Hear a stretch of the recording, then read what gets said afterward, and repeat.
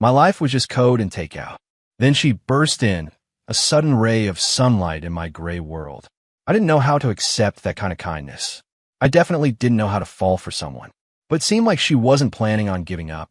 The hospital air was thick with the smell of antiseptic. I sat on a plastic chair in the hallway, waiting for my name to be called. The back of my hand was still bleeding. I cut it on some glass at the office. It wasn't serious, but the office manager insisted I get checked out. Next, Ethan Hayes. I walked into the exam room and held out my injured hand. The doctor glanced at it. It's a little deep. You'll need a couple of stitches. He turned his head and called out, "Claire, can you take him and get this sorted?" A nurse emerged from behind a curtain. A surgical mask covered most of her face, leaving only her eyes visible. They were bright. "Follow me," she said. I followed her into a treatment room. She pointed at a chair. "Sit." I sat down and watched her prep the instruments. Cotton balls, betadine, needle, and thread. As she leaned over to clean the wound, I caught the faint scent of antiseptic and a hint of shampoo. "Programmer?" she asked suddenly. I was taken aback. "How did you know?" "The plaid shirt," she said. Her eyes crinkled, and I could tell she was smiling. "Plus, you've got calluses on your fingers. From typing all the time." I didn't say anything. Her movements were gentle. I barely felt the needle as she stitched the cut. "All done." She tied off the final knot. "Keep it dry for 3 days. Come back next week to get the stitches out." I stood up. "Thanks." As I reached the door, she called out, "Hey, Ethan." I turned back. She held out a small piece of paper. A string of numbers was written on it. "It's my number," she said. "Text me if you have any problems with it." I held the note, a little stunned, but I stuffed it into my pocket. It was 9 p.m. by the time I got home. I opened my laptop to finish up some work, but my mind kept drifting. The neat stitches on my hand were her handiwork. I pulled out the piece of paper. I saved her number under the contact name she'd written down. Claire, Starlight Sleeper. Isin a text. "Hey, it's Ethan from the hospital," she replied almost instantly. "Does it hurt?" "No." "Remember to take the antibiotics the doctor prescribed." "Okay." And that was it. I went back to writing code, but I couldn't stop glancing at my phone. I found her on Instagram. Her profile was full of selfies in her scrubs, smiling brightly. She looked different from the serious nurse at the hospital. The next day at work, a coworker saw my hand. "Nice one, Ethan." A little injury was all it took to get a nurse's number. I frowned. I didn't ask for it. Yeah, right? Like nurses at Denver General just hand out their numbers for fun. I didn't bother explaining. As I was leaving work, my phone buzzed. "Did you change the dressing?" It was Claire. "Not yet." "You need to. Send me a picture when you're done so I can check it." I stared at the screen for a long time. This nurse, wasn't she a little too dedicated? Still, I took a picture and sent it. "That's a terrible rap job." She replied immediately. "I'll come over and do it for you tomorrow." "You don't have to do that. It's no trouble. It's my day off." The next day, my doorbell rang. I opened it to find Claire standing there. She wasn't in scrubs, just a simple t-shirt and jeans. She was holding a small medical kit. "How do you know where I live?" I asked. She blinked. "Your address is on your chart." She walked inside like it was the most natural thing in the world. My apartment was a mess, with takeout containers still on the coffee table. She didn't seem to mind, sitting down and opening her kit. "Hand," she said. She unwrapped the messy gauze I'd applied, her brow furrowing. "I told you not to get it wet. Did you shower?" "Yes." She shot me a look, but her touch was still gentle. She applied fresh ointment and redressed the wound. This time, she was even more meticulous than she had been at the hospital. "Thank you," I said. She looked up at me. "Ethan, are you always this quiet?" "Yeah." "Then how do you write code?" "That takes communication." I didn't answer. After she finished, she didn't make a move to leave. "Have you eaten?" she asked. "Ordered delivery." She got up and opened my fridge. It was empty, except for a few craft beers. "This is all you have. The food will be here soon." She sighed and picked up her purse. "I'll be right back." 20 minutes later, she returned with several grocery bags. They were filled with vegetables and meat. "I'm making you dinner," she said. "You need proper nutrition for the wound to heal." I stood in the kitchen doorway, watching her expertly wash and chop vegetables. It felt surreal. "Do you do this often, for strangers?" I asked. She glanced back at me. "Are you a stranger?" "We've only met twice. But I've seen you a lot more than that," she said with a smile. "You come to our hospital pretty often to pick up your Ambien prescription." I froze. She was right. I'd had insomnia for a long time. The food was incredible, better than any takeout I'd ever had. She was a talker, telling me stories about the hospital while we ate. She told me she'd been in the pharmacy the last time I'd picked up my prescription. She said I always wore the same plaid shirt. She mentioned a time she saw me sitting in the hospital courtyard, just staring into space for 2 hours. Were you following me? I asked. She shook her head. Just happened to see you. Why were you paying attention? Because you're cute, she said, matter-of-factly. I almost choked on my food. I looked down on my plate, feeling my ears get hot. After dinner, she got ready to leave. I walked her to the door, where she turned. Can I come back tomorrow to change the dressing? It's too much trouble for you. It's not trouble if I want to do it. She left, leaving behind the lingering aroma of a home-cooked meal. It was different from the smell of my usual takeout. It felt more like life. That night, I couldn't sleep, so I took one of my pills. My phone screen was lit up, showing our text conversation. The last message was for me. Thanks. She'd replied with a smiley face. I opened her Instagram and scrolled through her pictures again. The most recent one was a shot of the city at night, with the caption, "Did a good deed today."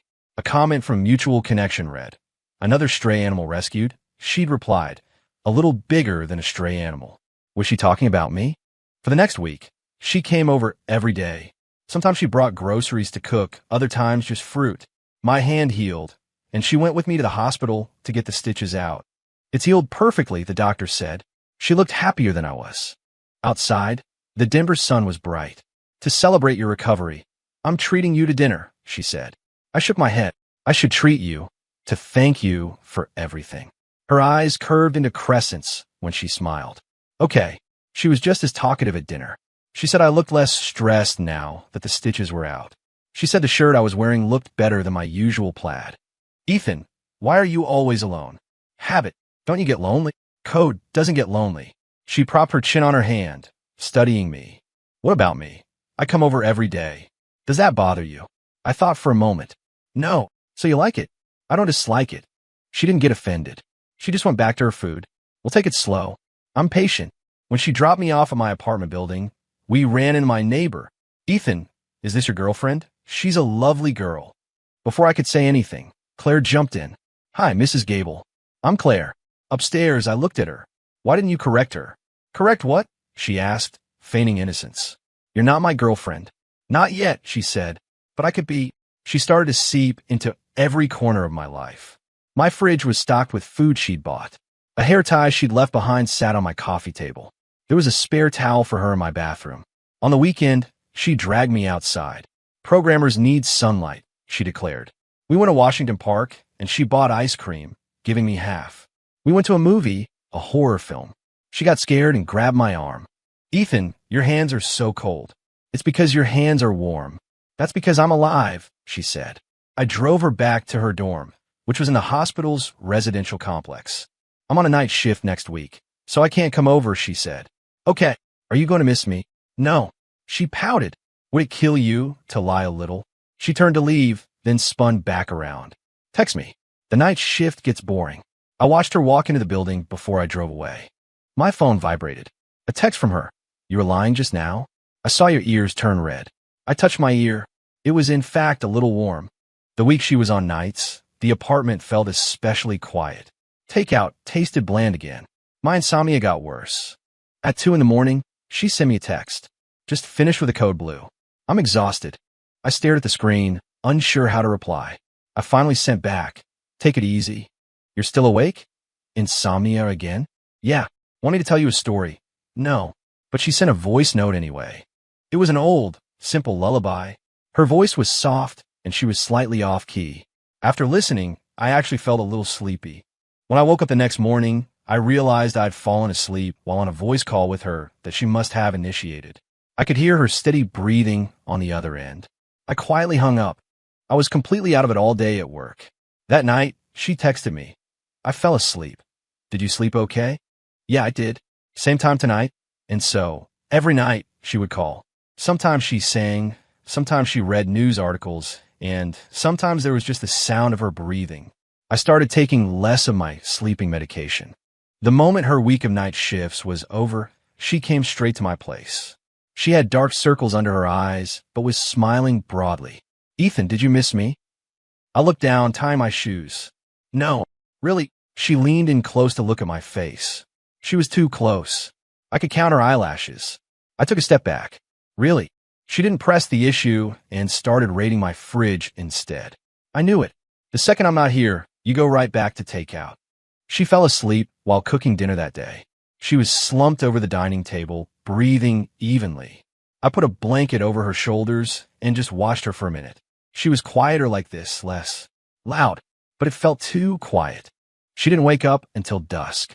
She rubbed her eyes. How did I fall asleep? You were exhausted. Oh no, my soup. She ran to the kitchen.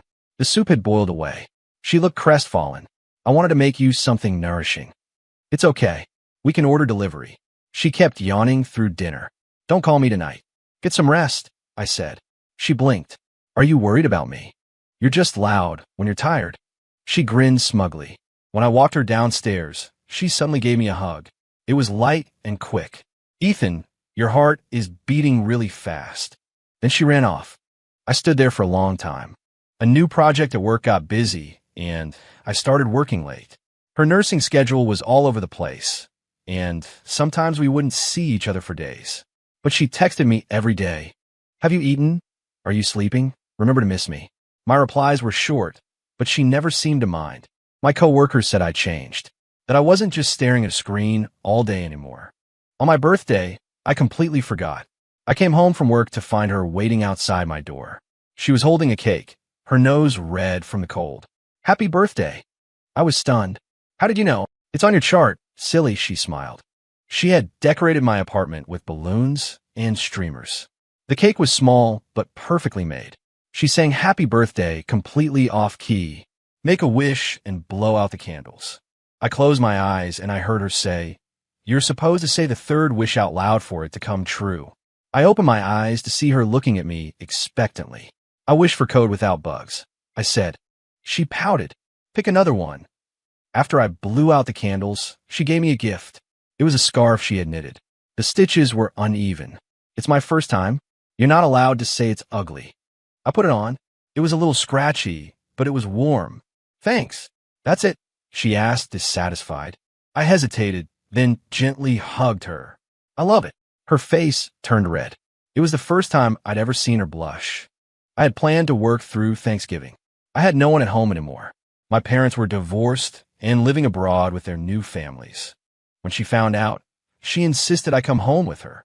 My mom is an amazing cook. It wouldn't be right. Just think of it as a follow-up visit from a patient's family. In the end, I went. Her house was lively, and her parents were warm and welcoming. They kept piling food on my plate, asking me all sorts of questions. So, Ethan, what do you do for work? He's a programmer, Claire answered for me. A brilliant one. She spent the whole time talking me up to her family. After dinner, I helped her mom with the dishes. Later, I was standing on the back deck when her dad came out and offered me a beer. No, thanks, Mr. Bennett. He nodded. Claire tells me you take good care of her. I didn't know what to say. She's been strong-willed since she was a kid. Once she sets her mind on something, there's no stopping her. That evening, a football game was on, and she dragged me onto the sofa to watch. The warm glow of the living room lit up her face, making her eyes sparkle. Ethan, happy Thanksgiving. On the drive back, she fell asleep, her head resting on my shoulder. Her breath was warm against my neck. It tickled, but I didn't move. When we got to her place, she woke up still groggy. Want to come up for a bit? It's late. You should get some rest. She got out of the car, then knocked on the window. I rolled it down. What's wrong? She leaned in and quickly kissed me on the cheek. You have to like me even more this year. That spring, I got sick with a fever. I took a day off from work and was drifting in and out of sleep at home. Claire came over after her shift and felt my forehead. She gasped, "You're burning up. Why didn't you tell me sooner?" She called out of work to take care of me, taking my temperature and making sure I took my medicine. She used a cool cloth to bring the fever down, her touch gentle as she wiped my skin. I woke up in the middle of the night to find her asleep in a chair next to my bed. Her hand was still resting on my forehead. The slight movement woke her. "Feeling any better?" she asked, her voice thick with sleep. "Much better. You should sleep in the bed." "Nope. I have to monitor my patient. We ended up squeezed together in my twin bed. She smelled of antiseptic and that faint, sweet scent, just like the day we first met. Ethan, do you know why I like you? No, because you seem so lonely, but you're also so strong. I was silent. She turned to face me. And also, you're cute. You've said that a lot. I don't want you to forget. The fever broke in the morning. She made me oatmeal. The first time I really saw you was that day you were picking up your prescription. You were sitting in the hallway, and your posture just looked so alone. I just thought, this is a person who needs to be loved. I looked down at my oatmeal, a lump forming in my throat. The hospital was organizing a volunteer medical trip to an underserved community in rural New Mexico. She signed up. It meant we wouldn't see each other for a month. The cell service was spotty, so we could only exchange a few texts a day. She sent me a picture of herself in scrubs, giving vaccines to children. She was smiling, looking genuinely happy. The stars here are incredible. I'll take you to see them when you visit. I replied, okay. In truth, I didn't know if I'd ever go. With her gone, life went back to the way it was before. But not entirely. I found myself thinking about the taste of her cooking, the sound of her voice. My coworker said I was back to my old self. Quieter, more of a workaholic. When she came back a month later, she was tan and a little thinner. But her eyes were brighter than ever. She came straight to my office, waiting for me downstairs. She ran and threw her arms around me, ignoring the people walking by. Ethan, I missed you so much. She was thinner, but her hug was strong. Tight. I brought you so many presents. There was herbal tea from a local shop, handmade cookies, and a beautiful, smooth stone sheet found. That night, she told me all about her trip, her eyes shining. She talked about how sweet the kids were, how much the elderly needed help. I think I finally understand the real meaning of being a nurse. I looked at her, and it felt like she was glowing. She got even busier. On top of her hospital work, she started joining all sorts of volunteer activities. But she always made time for me. Sometimes it was a 10-minute video call on her lunch break, other times a single text during her night shift. My project was launching, and I worked overtime for a week straight. She came by to bring me a late-night snack and found me asleep at my desk. She gently draped her coat over me, but I woke up. Did I wake you? No. I was about to get up anyway. The chicken soup she brought was still warm. You have such dark circles, she said, gently touching the skin under my eye. The project is almost finished. After it's done, let's go on a trip. The project launch was a huge success. The company threw a party and said we could bring a guest. After hesitating, I asked her if she wanted to come. She was thrilled. She bought a new dress and spent an hour on her makeup. My colleagues all loved her, saying she was bubbly and sweet. So this is the famous girlfriend we've been hearing about, one of them said. She just smiled sweetly and didn't correct him. On the way home, she asked me, Ethan, am I your girlfriend now? Under the streetlight, her eyes were shining. I nodded, yes. She jumped up and hugged me like a little kid. After we made it official, she became even more a part of my life. More of her things migrated to my apartment until her presence was everywhere. But she kept her dorm room, saying she needed her own space. She taught me things, like how I should eat vegetables other than potatoes, like how listening to rain sounds can help with insomnia, and that you should tell someone when you miss them. Ethan, do you miss me? Yes. How much? A little. Nope. You have to say a lot. She was like a little sun, warm but never scorching. I started getting used to having her in my life. Used to someone saying good night every night, used to someone dragging me out of the house on weekends. But sometimes I still felt a sense of unease. I was afraid that this happiness wasn't real, that I'd wake up one day and it would all be a dream. One night, I woke up with a start and realized she wasn't in bed. I walked out of the bedroom and saw her on the balcony on the phone. Her voice was quiet, and she was crying. I stood there, hidden in the shadows, and didn't approach her. When she finished the call and turned, she saw me and quickly wiped her tears. What's wrong? I asked. She shook her head. Nothing. Just something with a patient. She was obviously lying, but I didn't push it. The next day, her eyes were still swollen, but she pretended everything was fine. I played along. I found out later that a patient had passed away, a young girl with cancer. Claire was devastated, but tried to put on a brave face for me. Until one night, she just broke down. I couldn't save her. I tried so hard. I awkwardly patted her back, completely useless at comforting people.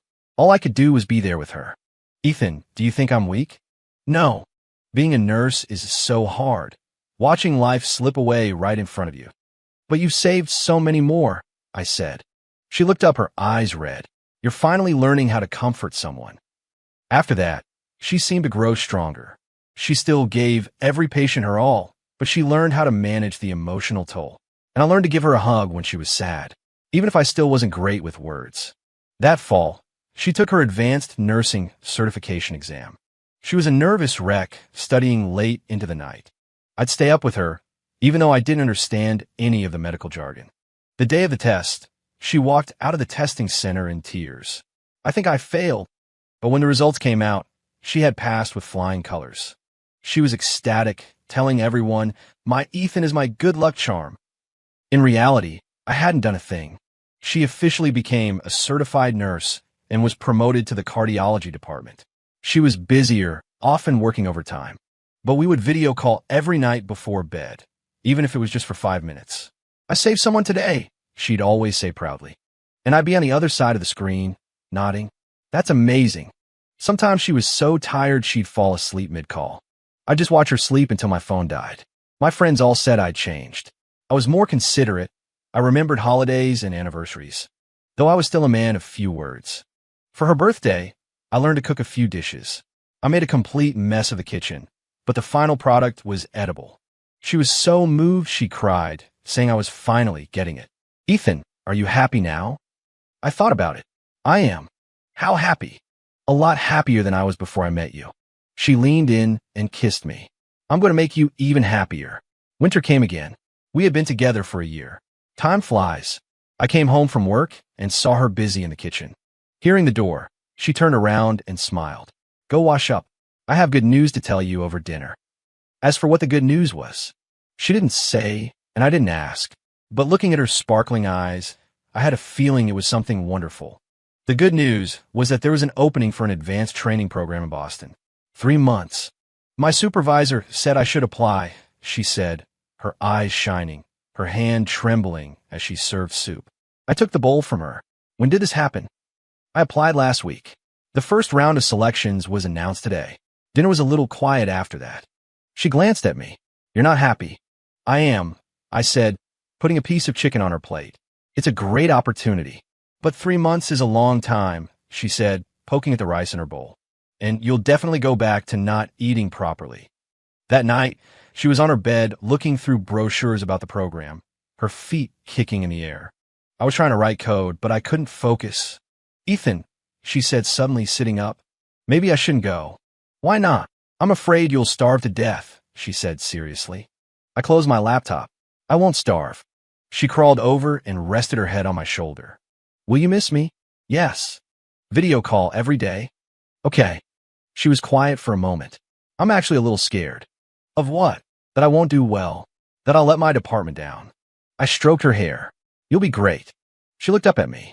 "You just complimented me." "It's the truth." She beamed, her eyes crinkling, and gave me a quick kiss on the cheek. "With you cheering me on, I know I can do it." She was incredibly busy before she left, but she still spent her time prepping things for me. She made and froze dozens of pierogies, wrote out recipes, and taped them to the kitchen cabinets. She even messaged my coworkers, asking them to make sure I ate lunch. It was raining the day I took her to the airport. Her eyes were red, but she held back her tears. "You have to miss me every day." "I will." "And no talking to other girls." "I won't." The final boarding call came over the speakers. She suddenly threw her arms around me. A tight, desperate hug.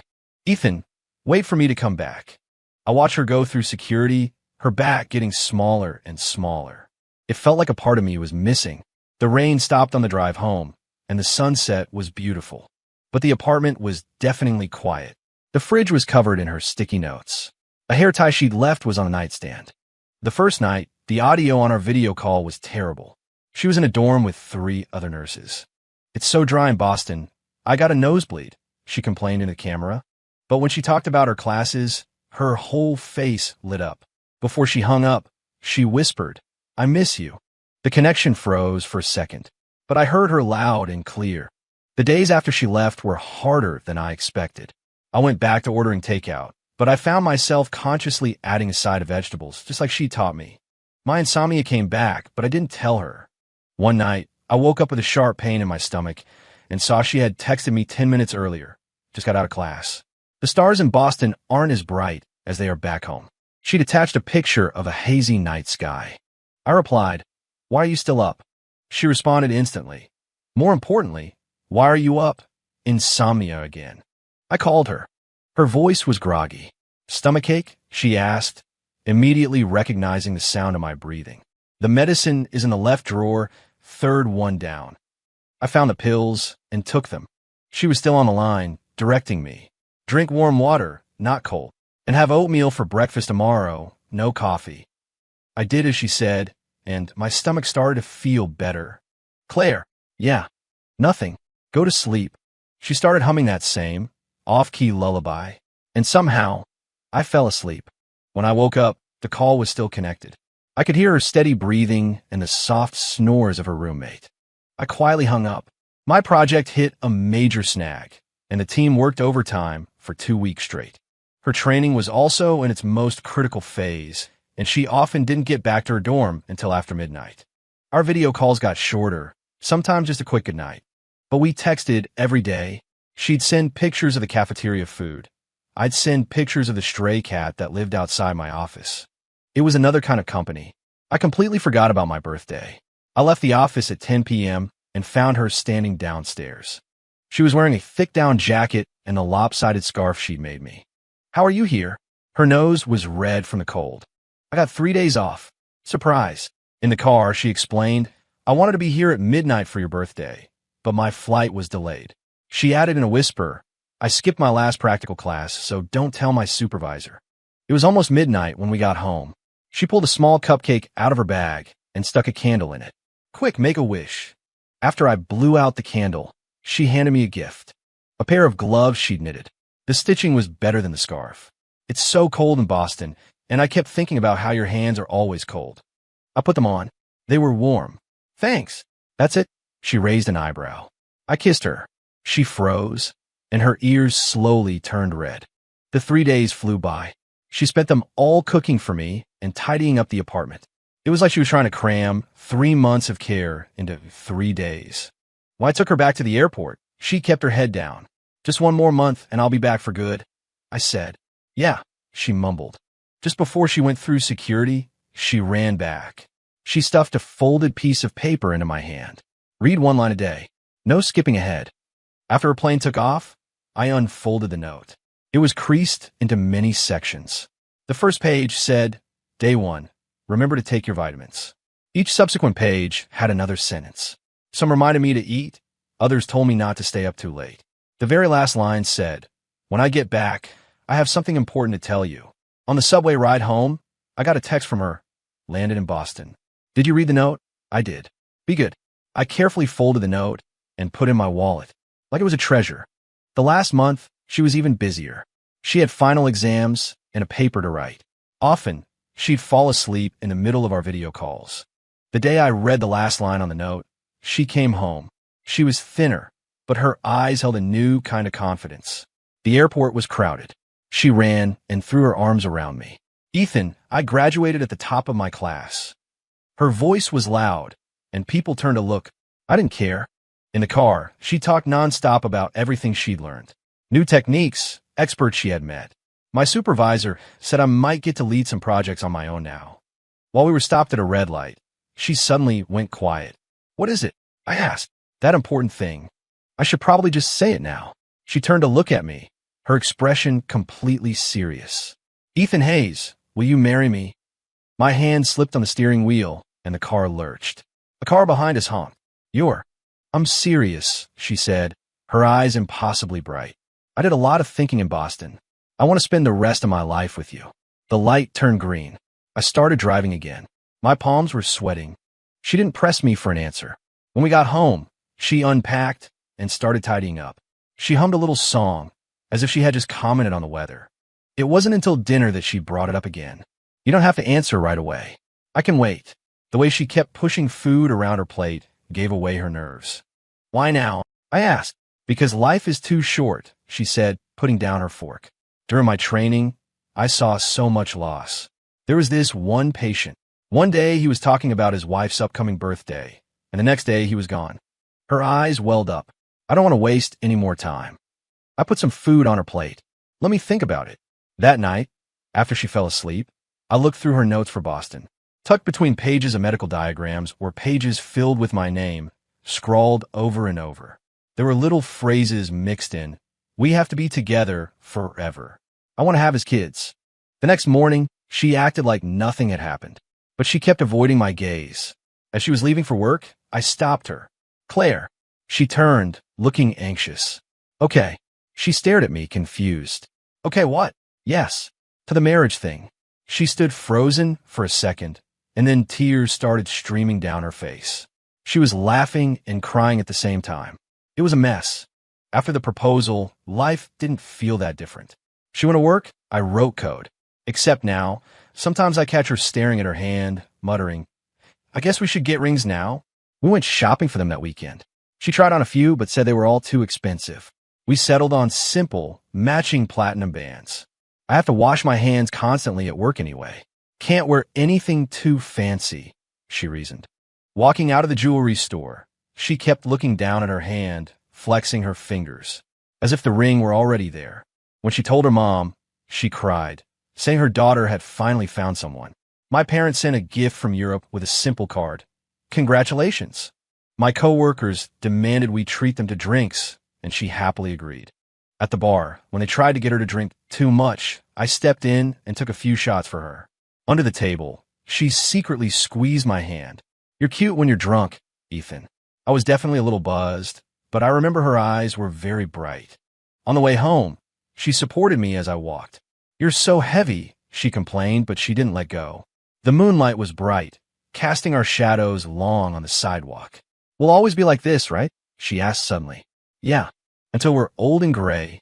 Yeah. She smiled, her dimples showing. 3 months after the proposal, something happened at the hospital. A patient under her care took a sudden turn for the worse and didn't make it. The family questioned the medical procedures and specifically blamed her.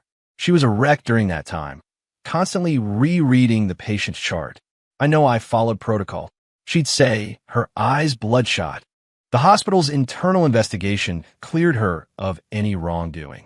But the family was relentless, coming to her floor to cause a scene every day. One evening when I went to pick her up, I found them cornering her. They were saying horrible things. She just stood there with her head down, like a kid who had done something wrong. I walked over and put my arm around her. The investigation is over. Please respect the medical staff. The family left, muttering under their breath. She leaned against me, her shoulders shaking. It wasn't my fault. I know, I said, rubbing her back. Things eventually calmed down, but she was still down for a while. Until one day, the patient's wife came to see her. She had found a letter her husband had written, tucked into his medical records. In it, he praised Claire for being such a dedicated and caring nurse.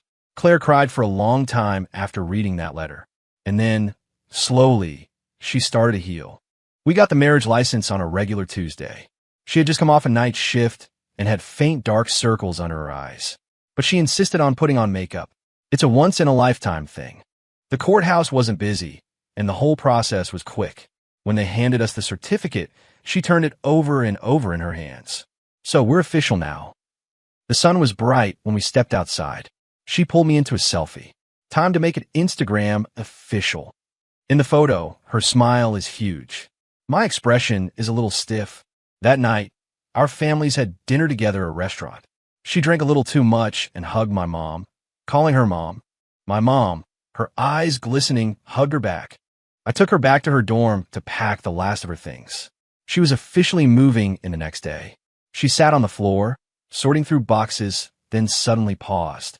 Ethan, you'll always be good to me, right? I will, even when I get old and wrinkly. Yes. She went back to her packing, humming a little tune. But I knew she needed those reassurances. Before bed, she was looking at our wedding photo on her phone.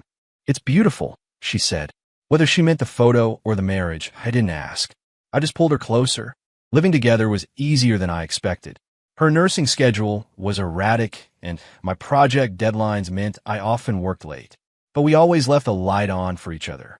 She learned to cook a few of my favorite meals. I got used to her hair clogging the shower drain. One night, she came home from a late shift, and I was already asleep. I felt her gently touch my face. "Ethan, thank you for marrying me." I didn't open my eyes, but I reached for her hand and held it. I think she smiled. She snuggled up against me and fell asleep. In our second year of marriage, she was promoted to head nurse. She was even busier, but we made a point to eat at least one meal together every day. Sometimes it was over a 10-minute video call. Other times it was instant ramen late at night. I switched jobs for a higher salary and, consequently, more stress. One night, I worked until well past midnight, and when I came downstairs, I found her waiting for me. She had fallen asleep, leaning against the wall of the lobby, a thermos in her lap. The pork rib stew inside was still hot. She rubbed her eyes. "Figured you hadn't eaten."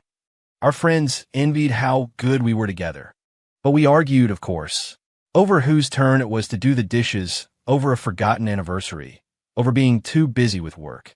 But after every fight, she was always the first to speak. "Are you still mad? Because I'm about to kiss you, mad or not." And then she would. In the spring of our third year, she got pregnant. She was already 2 months along when we found out. She called me, crying, "What do we do? I lifted an oxygen tank last week." The first checkup showed everything was perfectly fine, and she finally relaxed. Then she started buying every parenting book she could find and made me read them too. Her morning sickness was severe, and she lost weight. But she insisted on going to work. "Pregnant women need exercise," she said. One night, she got a bad leg cramp, and I was massaging it for her. "I hope the baby looks like you," she said suddenly. "Why?" "Because you're handsome," she smiled, but with my personality, a little more outgoing. A month before her due date, she started her maternity leave. She would send me updates all day. She kicked me 3 times today. The day she went into labor, I waited outside the delivery room for 8 hours.